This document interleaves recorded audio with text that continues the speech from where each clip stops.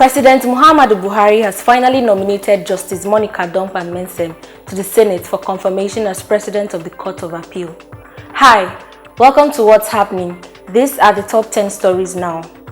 At number 10, barely 2 weeks after the death of the former Commissioner for Environment in Abia State, Governor Okezie Ikpeazu has tested positive for coronavirus and has gone into isolation. This was disclosed by the Abia State Commissioner for Information, John Kalu, on Monday. After the commissioner was confirmed to have died from the coronavirus, Ikpeazu sent his sample for a COVID-19 test on May 30th, including other members of the State Executive Council. His results turned out positive after 2 tests. However, the governor says he's stable. At number 9, the Director General of the National Lottery Regulatory Commission, Mr. Lanre Gbajabiamila, may be investigated for alleged massive fraud and misappropriation of public funds. The corrupt activities going on in the commission was revealed in a 12-page query issued by the Governing Board of the National Lottery Regulatory Commission, dated December 9, 2019, to the DG Gbajabiamila. The Economic and Financial Crimes Commission is yet to act on the issue. At number 8, on Monday, the Federal High Court in Lagos ordered the temporary seizure of over 827.6 million naira belonging to a businessman identified as Matthew Edewe by the Economic and Financial Crimes Commission. The EFCC claimed the funds were suspected to be deflected from the coffers of the federal government. It also told the court that the seizure application was urgent, stressing that further delay could lead to the disappearance of the funds. At number 7, a total of 979 persons died as a result of strange illnesses in Kano State in April 2020.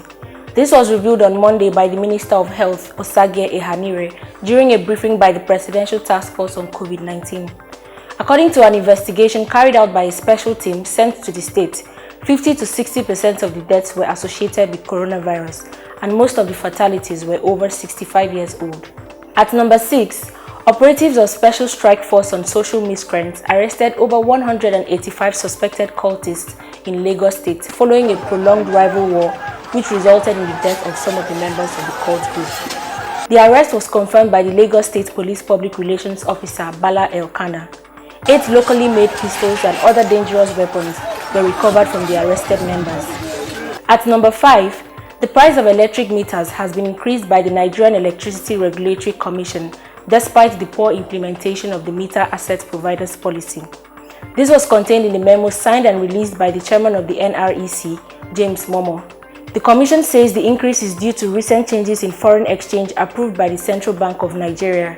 The price has been increased to 82,855 for a 3-phase meter and 44,896 for a single-phase meter.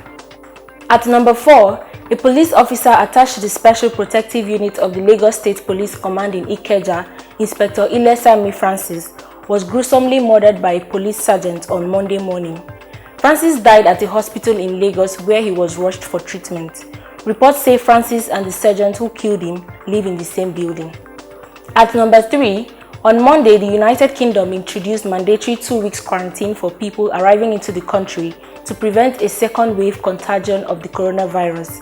The development, which applies to residents and visitors, made 2 British airlines and budget carriers, EasyJet and Ryanair, launch joint legal proceedings against the government over a disproportionate and unfair step.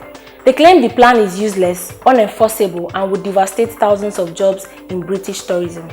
At number 2, over 6,206 police officers have tested positive for COVID-19 in Bangladesh.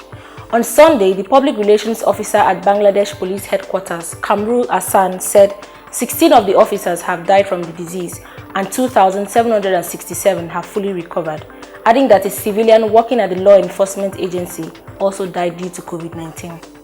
Finally, at number 1, President Muhammadu Buhari has finally nominated Justice Monica Dongban-Mensem to the Senate to be confirmed as President of the Court of Appeal. This was disclosed in a statement by the Senior Special Assistant to the President on Media and Publicity, Garba Shehu, on Monday. Dongban-Mensem is currently the acting president of the Appeal Court. Always remember to wear your mask, wash your hands, and stay safe.